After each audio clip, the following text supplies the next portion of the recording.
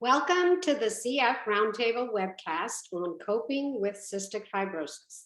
My name is Beth Sufian, and I am Vice President of the CF Roundtable. I'm also an attorney who runs the CF Legal Information Hotline and CF Social Security Project. And I have CF myself, and I'm 56 years old.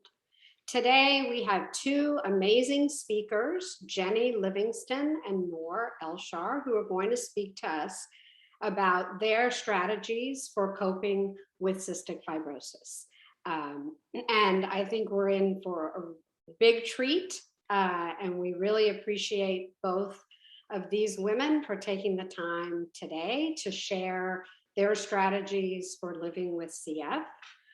We also have so I guess I'll just say that I met Jenny and Noor online, basically. Noor was attending a Beam yoga class, and I met her there at the beginning of the pandemic. And then I met Jenny Livingston online, following her on Instagram. And I was just so inspired by both of these women.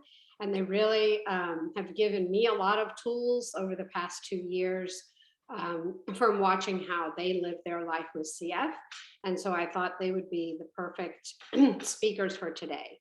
We are very lucky to have moderator Sonya Haggett, who also has cystic fibrosis and is a licensed social worker. She is very active in the CF community, especially through CFRI, the Cystic Fibrosis Research Institute organization, and she leads a support group, an online support group for people who are post-transplant. So I think she will also be a great addition to today's webcast in moderating the discussion. So for those of you who are new to CF Roundtable, I just want to let you know a little bit about CF Roundtable. It's a nonprofit organization that publishes a quarterly publication that's about 40 pages long, 4 times a year, and contains articles on a variety of subjects written by people with cystic fibrosis. We have an all-volunteer board made up of people with CF, and we exist based on donations from very generous either companies or individuals with CF. We also have 2 scholarships that we give out each year to people with cystic fibrosis, and you can find more about those on our website, www.cfroundtable.com. In addition, you can subscribe to the newsletter if you don't already subscribe. It's free, and you can subscribe to the newsletter at cfroundtable.com. So today, the webcast has been funded by the Janine Ritchie family, and this is the 3rd webcast in the Janine Ritchie Memorial Webcast series. Janine was a CF Roundtable board member, a person with CF who was a very strong advocate of mental health services for people with CF, and a very strong advocate that people with CF have access to medication and care and treatment. So we are grateful for the funding her family and friends donated to make this webcast series possible. I know that Janine would have loved to watch this webcast, and I think all 3 of our panelists contain the spirit of Janine of really wanting to help other people with CF as part of their mission in life.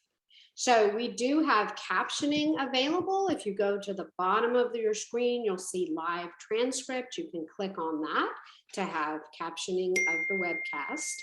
And we will have question and answers towards the end of the hour. So maybe about in 30 to 45 minutes. And you can put your questions in the Q&A box. So we don't have the chat section active. That's disabled on purpose so that people can focus on the speakers and the conversation.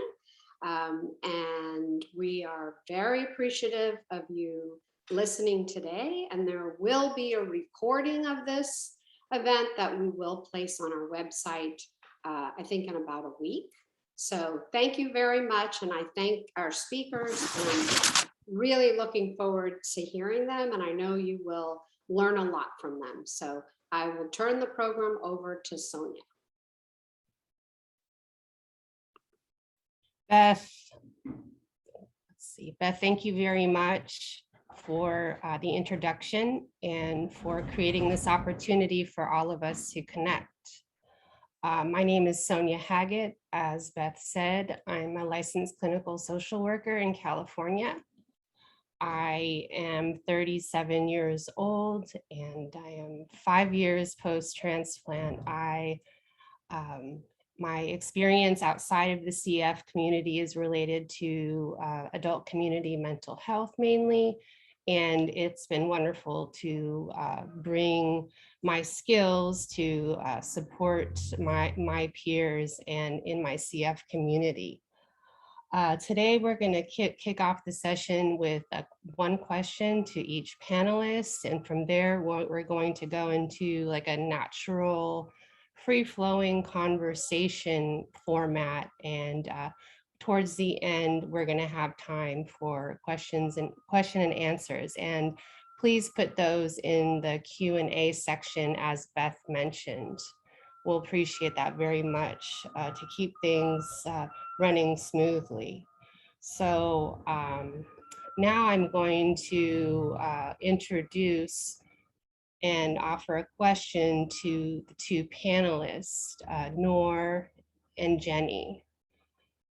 And the question that I want to know, or the information that I would like them to share, is about, what are the pivotal points in your lives where you started to develop the coping mechanisms that work for you, the sustainable coping mechanisms that have carried you through these difficult times. Right now, Jenny, I see you on camera, so I'm going to offer you this question first. Welcome, Noor.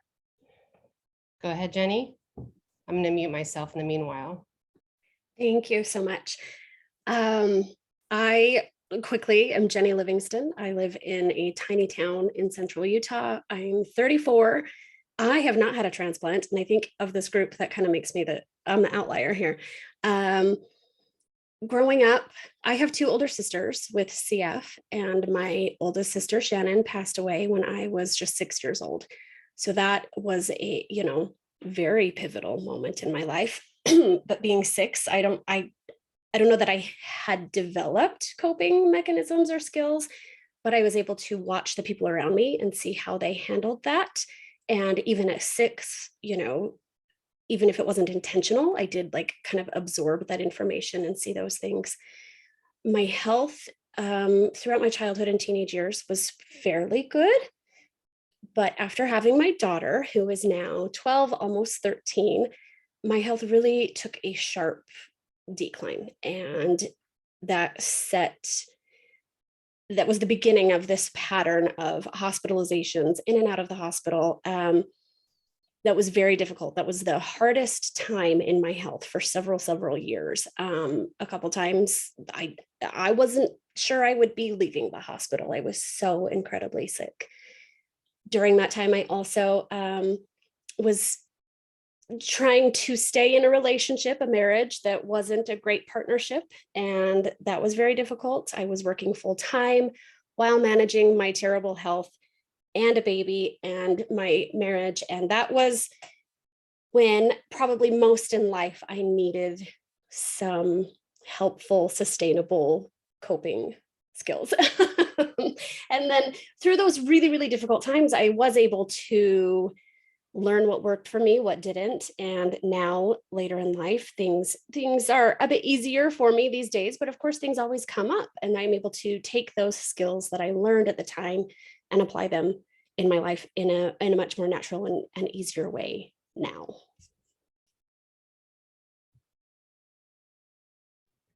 Jenny, thank you very much. That was beautiful. And Noor, may I offer you the same question to talk about the pivotal points in your life when you started developing coping mechanisms that continue to work for you today? Hi, I'm Noor Elshaar. I'll just tell you a quick intro before I get into the answer, but I am 32 years old and I was diagnosed with cystic fibrosis when I was 5 months old. I'm the oldest of five, and I thankfully am the only one with cystic fibrosis. I have three sisters and one brother. Two of my sisters carry the CF gene, and the other two, my brother and sister, don't carry it, thankfully. And I had a double lung transplant a little bit over 3 years ago in January of 2019. So exactly a year before the pandemic started, which I'm thankful for as well, so that I could have my family and support system around me. I think that for me, the moment that, or the time in my life that really, really like struck me the most as to when I needed to start maybe creating this toolbox, I like to say, of coping mechanisms was around a few years prior to getting my transplant. And that was around the time when I was in, I would say my younger years, my elementary school, middle school, I was fairly healthy. I still did have hospitalizations, but not like when I was in high school and then when I had started my college years.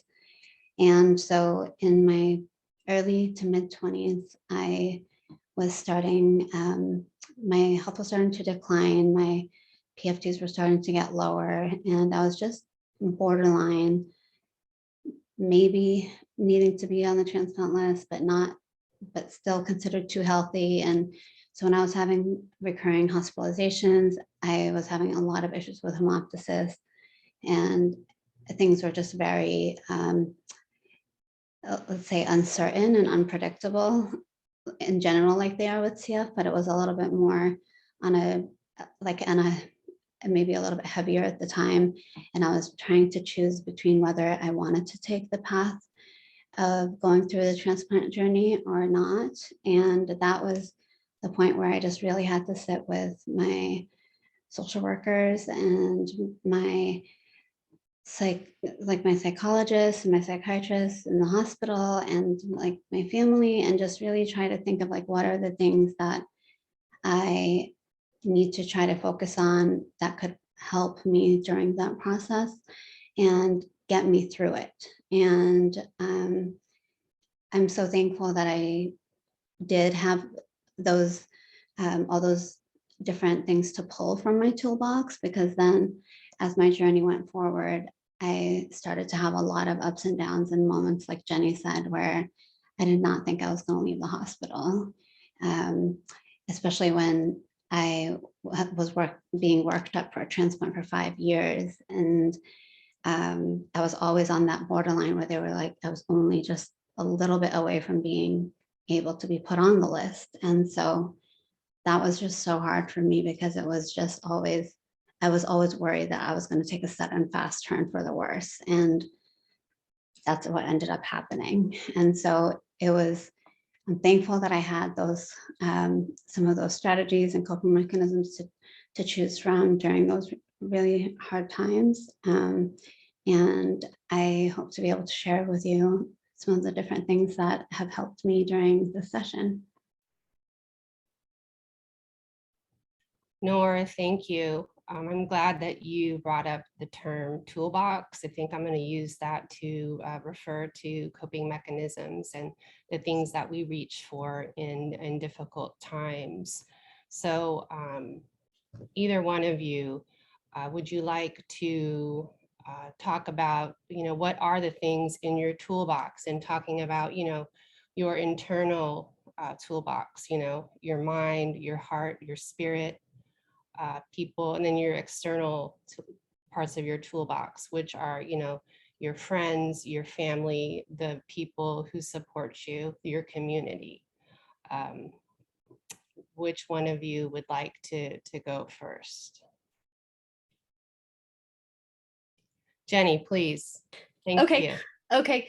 I think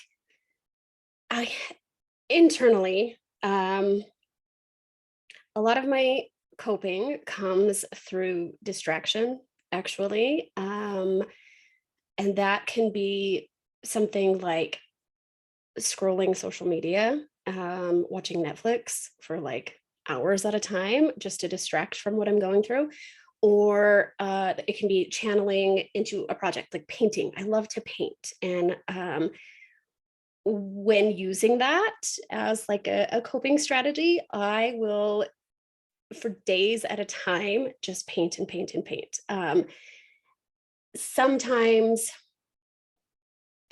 I will cope by just taking things like head on. If not distracting, I will sit with those things for quite a while, just actually sit with the feelings and the things that are happening. And I'll do that through maybe like yoga and meditation, really mindfulness. So it ranges, right? Like depending on the situation and depending on how we're feeling that time and kind of our mental health of the time, like the coping strategy that I choose, the tool that I'll pull from that toolbox just can be very different depending on the situation. Kind of external things or people, my family, my daughter, my partner, Randy, are so helpful and supportive. And I like to process things verbally. And so we'll talk about stuff. I have animals. I have so many animals, and that really helps me, both in like having something and someone to take care of, my daughter, my animals. That's very helpful for me to feel a constant purpose. And they also provide so much peace. Like, what is better than just snuggling a little animal like a baby goat or a dog? It's the best. And so those are some of the things kind of on a daily basis that I will pull from when needed. Thank you, Jenny. That's so very sweet. And Noor, may I ask you about what is in your toolbox? And so like Jenny said, my number one, I feel like coping mechanism or like coping tool that I always reach for is distraction. And again, it could be something so vast or something so minimal. And I feel like the way that I need to, the way that I choose what it's going to be depends on how how much strength I have physically. Sometimes I'm not really able to be as physical and need to do something while I'm just sitting down in one place that isn't going to take too much energy from me. And so I love to crochet, and I love to do things with my hands on. I love to make cards and invitations, and I used to do this for days and hours at a time while I would be inpatient for long stays in the hospital. I was one who would go into the hospital and stay for my entire admission. I wasn't into doing my IVs at home. I just felt like I got better care and better rest if I did them inpatient. And if I was at home, I would usually do them mostly all by myself. So I just feel like it was like a pivotal time where I needed that rest. And so I would have my printer with me in the hospital. I would take all the tools I needed, like to actually use to make the things that I wanted to do. I'd be calling my family and be like, I need you to go to Michael's and get me all these things, the things I'm missing. And that just really would be able to keep my mind off of all of the pain that I was enduring physically during those times where, like, especially where my health just wasn't in the best place for several years. And then when I did choose to be on the transplant list, I was not, one of the rules for my center was that we cannot be on any kind of pain medicine or opioid. And I used to take one medication chronically to help with my pleurisy and my chest pain. And that was really hard for me to have to just wean off of it and just get used to living a life in pain and trying to change my mindset and to create my turn my focus onto other things. So if I wasn't having enough energy to do all those hands-on kinds of things, I would then reach into like my inner self and pull tools like just laying and maybe listening to verses of the Quran, my holy book, or listening to some like soft music, or sometimes just like an audio book. It just always had to be something that was more calm setting, especially in times where I was having a hard time resting. Those were the things that would bring me a little bit of peace. And even like listening to like prayers, if I wasn't actually able to be up and physically performing prayer. And so it really all depended on how I was feeling, and just like Jenny said, like what the situation was that was going on at the time. My family and friends were also a great support. I had a great support system, and especially in the days when I was just feeling sicker, we always tried to make it work so that at least I had one visitor each day. Just to that was always just so helpful for me. I love to just sit and like just casually chit chat and not have any, and not feel like it's a formality for whoever was coming to visit me, and that it was okay that I looked the way that I did. And this was real life. Like you had to make whatever you could work. And so those are just a few of the things that I have in my toolbox. I feel like there are so many different ones, but I wanted to share those for now. Thank you. Yeah, really am enjoying and appreciating the value of the things both of you are offering. And I wanted to bring up about the people that you turn to when you need support, the external, coping tools. Not to, depersonalize these lovely individuals in our lives, but can you broadly describe the characteristics, let's say, of the people that you want close to you, that you want to, those that you want to lend you a helping hand in your time of need? For myself, I feel like, there's select individuals, and they have these certain characteristics that like I can rely on and I can relax into. And so I'm curious if you can describe the people in your life that you want close to you, that you want to call on when you need a helping hand. Jenny, will go with you. Thank you. As you were talking, Sonia, I immediately thought of two people in my life. There are more than that, but my partner, Randy, just listens. He just listens to everything I have to say, and he will validate everything I have to say. And I love that. And then my best friend, Holly, is completely opposite in personality as me, and it often works really, really well. And she is just my constant cheerleader. Anything I'm going through, she just pumps me up and cheers me on. But also because we're so different in our personality and the way that we think, she can help me reframe my thinking on some things and help me put it into just a totally different perspective that I did not see. So yeah, someone who will listen and someone who will kind of counter my preconceived notions about something. Those are so helpful for me.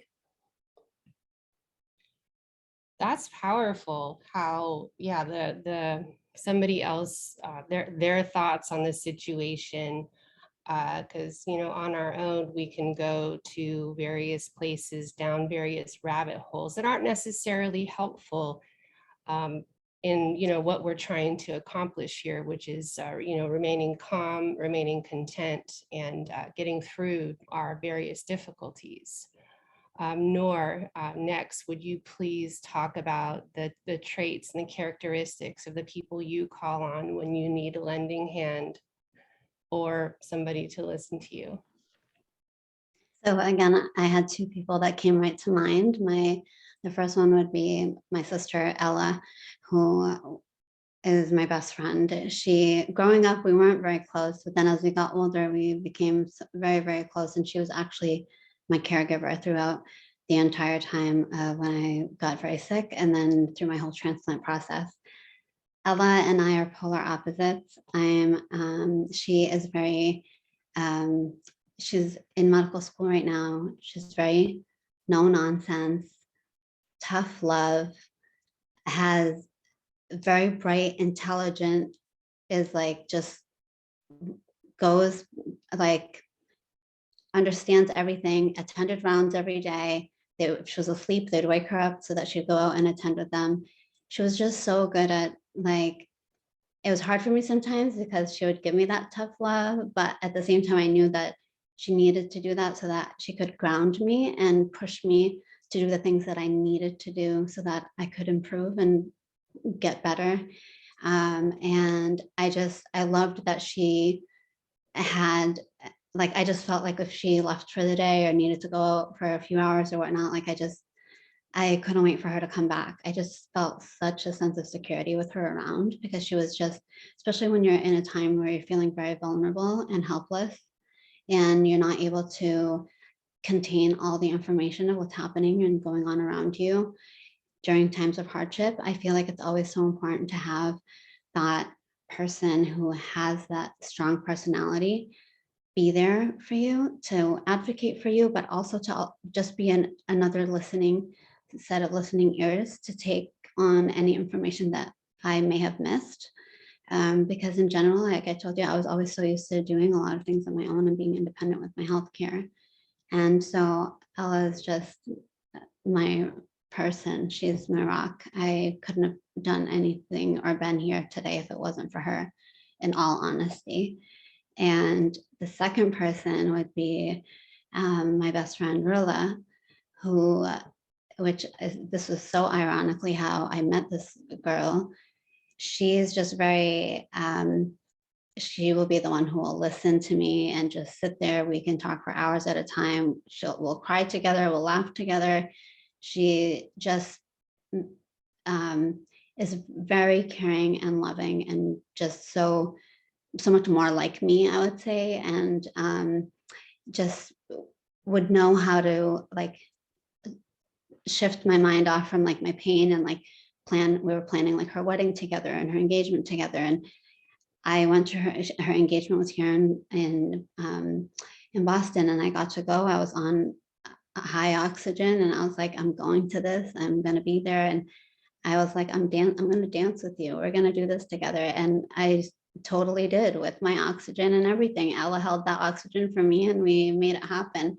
But she's just the kind of person, like she's an engineer. She would bring her work with her and she would roll out her big projects like papers out on the ground in the hospital room and just sit there and work on her stuff and just know that like me knowing she was just there would just make me feel better.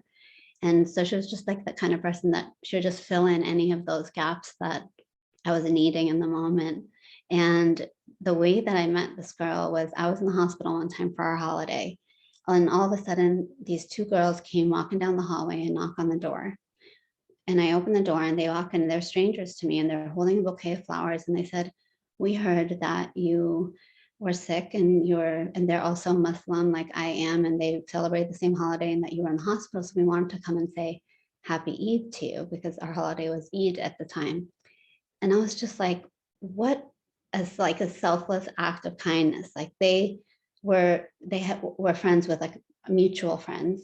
And so they had heard from them like that I was in the hospital. And I just thought it was like such an amazing act of kindness. And then from there, we ended up becoming best friends. So it was such an like an ironic story, but then it just it became so much more beautiful after.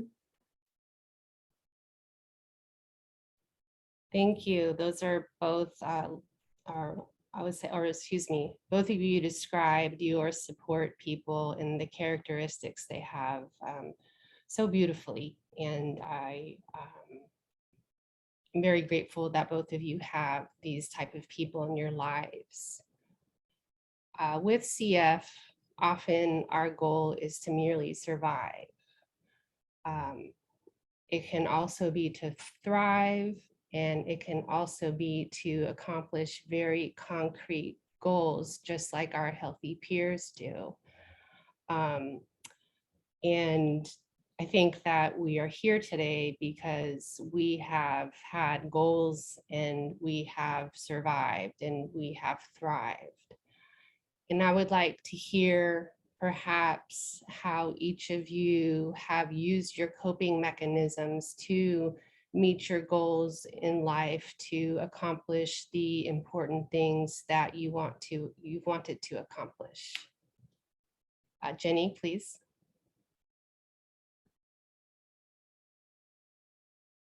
There we go. Some of the concrete goals that I've had, the things that came to mind are my educational goals. At the age of 27, I decided to go to college, and at the time was a single mother. My health had stabilized a bit at that point, but I knew that balancing education and motherhood and CF could be a little difficult. And at that time, I think my toolbox had grown, right? We're not just born with these coping skills or strategies. We learn them through difficult things. We add to our toolbox by going through difficult things and learning how to get through them. So at this time in my life, my toolbox was pretty hefty. There were a lot of things that I had learned that I could use. And so also, sorry, this is like something mid-thought. I don't want to discount therapy. I have gone to therapy at multiple times in my life. And so these things aren't just like things that I have just done and learned all on my own. My social workers at my hospital and my therapists through the years have also really helped me learn how to use those tools. You know, I had gained them through these various experiences, but through the help of therapy, I learned how to use them. I feel like I'm kind of veering from the original question, but for me, having someone to help guide and help me learn how to use those tools has been very helpful. I'm going to stop there because I'll just ramble. No, that you, I mean, I'm perhaps biased as a social worker, but, you know, I think that that is a very useful tool and something that needs to be talked about repetitively, in my opinion, simply because it's not necessarily normalized, despite the importance of therapy and having the views and the support of a third party that can look at things from the larger picture perspective. So yes, I think that is a wonderful response to the question that I gave you, simply because, you know, you actively sought out, you know, how to develop tools to cope with your various challenges. And like you said, you know, being able to rise to the occasion to be a mom and to accomplish your educational goals. So yeah, congratulations. I feel like people who find therapy really stumble onto something really special and very helpful. And I'm glad that you had access to therapy as well. And I'm going to go to Noor. Would you like to respond to the question about how you used your toolbox, your coping skills to meet goals in your life? Yeah, so I have like a few set goals, like those long-term goals that I always longed to meet. And one of them, I had it written down first, but I think I have to switch it with my second one being the first, which which I'm talking between education and strength. One of my biggest goals is to have strength, both physically and mentally. And the way that the tools that I pull out of my box to help with my physical strength is to try to be really good about exercising and having an exercise routine, attending exercise classes, and or just doing like yoga sessions to try to just get my body moving. My main goal is just to move, whatever it may be. I just try to get myself to move, at least do something every day, so that I can continue to carry on that physical strength. And then moving on to my mental strength, like Jenny said, I have also had therapy, either with social work or with my psychologist, and I meet regularly with my psychologist until today. And but the credit that really needs to go to how I was able to create this toolbox was to my palliative care team and the social worker I had on my palliative care team. And I just want to put it out there that the palliative care team was part of my life for 13 years, not because they're a team that is sometimes looked at as an end of life team.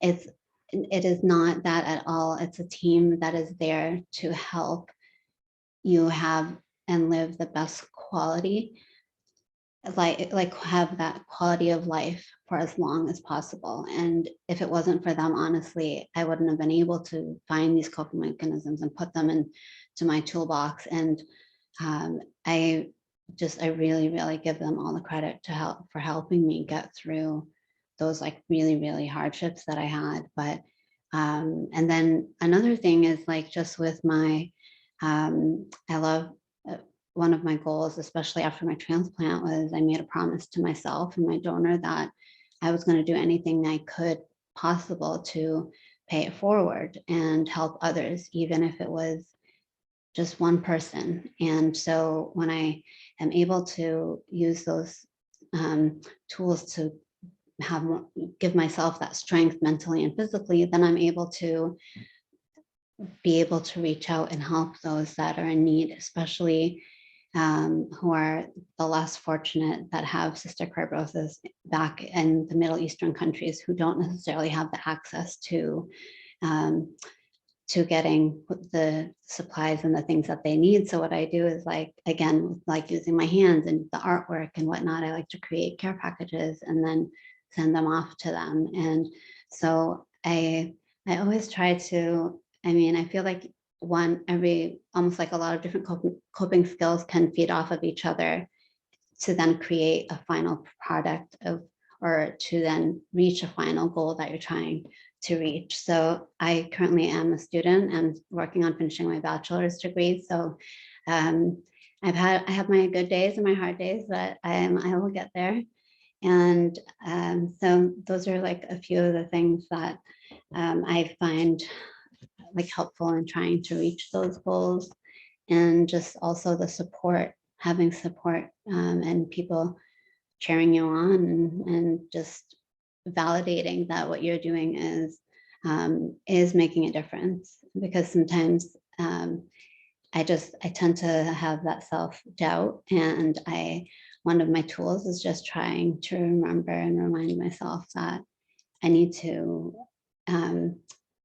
like pull away from that thought, because it's like I shouldn't doubt what I'm doing. Like it does have a meaning to it. So I definitely 100% am a huge cheerleader for mental health awareness and bringing like the importance of having the therapy and having that help that you may need, because all it's going to do is just help you to become a stronger person and be in a better state so that you can enjoy life better and do the things that you really want to do. Noor, thank you very much. I would like to highlight one of the things that you mentioned, which is about how you talk to yourself, how you, I guess, like, instead of you switch your self-doubt to something like positive, and it sounds like affirming to yourself. And I guess I feel that's a very powerful tool in coping, is to have some positive self-talk and to get into the habit of stopping your thoughts when they are negative. So thank you for bringing that up, as well as yesterday, Noor highlighted that this month is CF Awareness Month as well as Mental Health Awareness Month. So I think this is a beautiful time to be holding this discussion. And yeah, thank you both for answering the, Noor, yes? Can I share one more thing? I forgot to mention it, but also something that I had shared with you before was that I think another tool that is very helpful in regards to like the self-talk, or just reminding yourself that like validating and whatnot, is something that I like to do is either write like a note to myself, that's a validating note, and have it like on my laptop. So every time I open it, it's right there at the keypad, and I'll keep reading it, and it's reminding me that I can do this. I am capable. I am, like, just those affirmations of like that, those positive reinforcements that are just so important. And another way of doing it as well is just writing on any kind of glass, but usually I do it on a mirror with a dry erase marker, where I'll just put a mantra up. So like I wake up in the morning and the first thing I see is that mantra, or I'm getting dressed, or I'm putting my makeup on or whatnot, and I see that mantra, so I'm reading it over and over again. But the key is to switch it out frequently, so that your mind is always looking at and remembering something new. And I just find that really helpful too. And I think that it's so easy to do, and that I hope it would be helpful to others as well. Noor, thank you. We do have some questions in the Q&A box, and so I'm going to read them in the order that they came in. And if either of you would raise your hand in the screen to let me know which of you would like to respond. They're all very good answers, or questions rather, that, you know, we could spend a lot of time, but we'll do the best we can with the questions that were provided by the audience. Okay, the first question is, can you discuss how you are involved in the CF community and how that helps you cope with CF? Okay, Jenny? Most of my involvement is online because of the nature of our community. We're not really able to get together. And Instagram is a big place that I connect with other people, and just through writing and sharing and following one another and validating each other online. I also kind of more recently, in recent years, helped form and create my CF Center's first like patient and family advisory board. And that feels like a very, that's a way that to help others, which helps me then cope. CF oftentimes feels like we are helpless to assist one another. And so to do something that could provide benefit to other people in the community helps me so much. It's like, that doesn't sound selfish, does it? Like I help others to help me, but it's like a very mutually beneficial thing. And anything that I can do, if it's just like connection online, if it's a very concrete way to provide assistance to other people, or even things like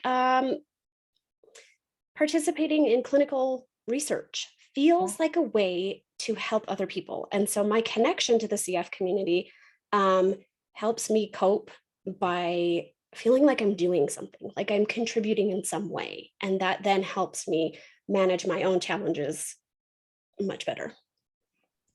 That's touching on a very important point, is, you know, having purpose. So participating in the CF community is giving you a sense of purpose. Thank you. Noor, would you like to respond? Yes, I also truly feel that same sense of like that sense of purpose or validation, or like that we're able to make an accomplishment. I personally have been, I am like on Instagram as well, but it's not yet, not anything too big just yet.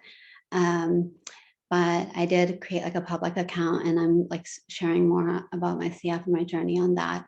But where I really become more involved is like in the with the foundation, and speaking at different conferences, sharing my story, being a part of different committees, working on different projects with them behind the scenes, and then also taking part in a clinical trial currently. And like Jenny said, doing things like that and knowing that what I'm doing is helping others and providing some insight to them, or providing research and answers for the future, is just a way that like makes my heart warm and makes me feel like, okay, during, like you said, helpless times, or when you're feeling so vulnerable and not the best, that you feel like you can actually physically be up and about and giving and doing things, that I find it so I'm so blessed and honored to be able to do these different kinds of acts for like for the foundation or with the CF community in general. And again, like I said, with like paying it forward, like if I know someone is not like just in need, or like having just a harder time or whatnot, like just as simple as like sending a card, or being having a FaceTime session, or doing little things like that. Just if I know, like if I'm making them happy, that's making me happy. Even if all the time when I'm having a hard day, that's what I try to seek out, is how can I help someone else, because then that's what brings me joy. Thank you. And I love that this is such a common theme I see throughout our community, is how we all feel so good when we're able to give back to our community. Let's see, we're going to move on to the next question. This is an interesting one. How do you deal with people who do not understand the limitations CF sometimes poses for you? Which one of you would like to take this question? Noor, looks like you're. So for me personally, I'm very, I don't have any problem at all about being outspoken about my CF, and about saying why I need to have an N95 mask on, and why I cannot be a part of a certain event, or why I cannot do the things that everyone else does. I know, I mean, just as much as it may bring disappointment to them, it's also disappointing to me. I wish that I could be there, or I wish that I could be a part of these things, but I also have to put myself first. I don't like to take risks. I have to be so careful, especially now more so than I did before my transplant. I just feel like I'm like double, like even more vulnerable, and just more like just have to be even like stricter with the way that I go about doing things. And sometimes it's really hard or it just gets frustrating when others just don't really understand, but I try to just lay it all out and explain to them. And I used to sometimes like have that sense of guilt when like the people didn't want to take it the right way, or I would feel as if I was being selfish. But I had to learn that I need to put my health first, and I can't let things like that like take over my thought process and make me feel like I'm doing something wrong, or that I'm to feel selfish about it, because I have to do what's right for me, and then anything else comes afterwards. Thank you, Noor. It sounds like what you're saying is that you're outspoken about CF, and so you're very clear about what you need, and that's how you manage, and you also being very strict, and being very clear on exactly why you are so. Jenny, and also I just wanted to mention we have 7 more minutes, so I wanted to mention that. Thank you, Jenny. I just wanted to add to what Noor said, boundaries, like just having boundaries, and they can be so difficult. It's something that I constantly have to work on. But my experience like through the pandemic and having CF, and constantly having people, even friends and family, people who are very close to me, people who really should understand the limitations that CF puts on me, they didn't get it, and they were constantly wanting me to take risks or inviting me to things that I didn't feel comfortable going to. And so I got very good at setting boundaries and just saying no, or you don't owe somebody an explanation. You can give an explanation, but I got to a point where it was okay if they didn't understand. that was totally okay. I was still going to stand firm in my boundaries. And it was tricky, but now I feel so empowered. Like for 2 years, I really practiced boundaries, and now I'm getting pretty good at that. Congratulations. Yeah, very powerful tool in the coping toolbox. Let's see. Here's a question specific to you, Jenny. And it says, you are a writer and a journaler. Can you speak to how those activities help you cope? Yeah, I hadn't even really touched on that previously, but that has been for years and years something that I find very beneficial. If I'm writing to share, if I'm writing just to express something and I never share that, I find it to be so powerful. I had talked about how sometimes I need to verbally process things. More so, I'll write about it. And so I'll just jot something down quickly in a journal, or I blog sometimes, not as much as I used to. I share quite a bit on Instagram, and those things are so therapeutic for me. I have said that, like, I share what I do mostly for me. Like, I feel so much better, and I can process and I can cope when I'm just writing and expressing things that way. I find it really helpful. Okay, so writing as a way to process your emotions and your thoughts. Excellent, thank you. And let's see. We have a couple more minutes. Nora, I'll hand this one to you. How do you readjust expectations so they are in keeping with your needs? For example, going to school and not being focused on the typical path of going to school at a certain age, but going at your own pace. Okay, this is actually an excellent question, and something that I had to work on a lot with myself. I graduated high school and I started college right away, and I only attended about 2 years of college. And then that's when I started to get really sick and I had to put that on hold. I am one to always love to have my to-do list, have things written down. I want to get XYZ done. And then sometimes I'd get to the end of the day and I wouldn't get that to-do list done. I would get upset and it would make me, I would get frustrated about it. I then had to learn that it's okay if I got 1 or 2 things done and I can move the rest to the next day. I had to learn how to pace myself. And I had to learn that as long as I was moving forward in whatever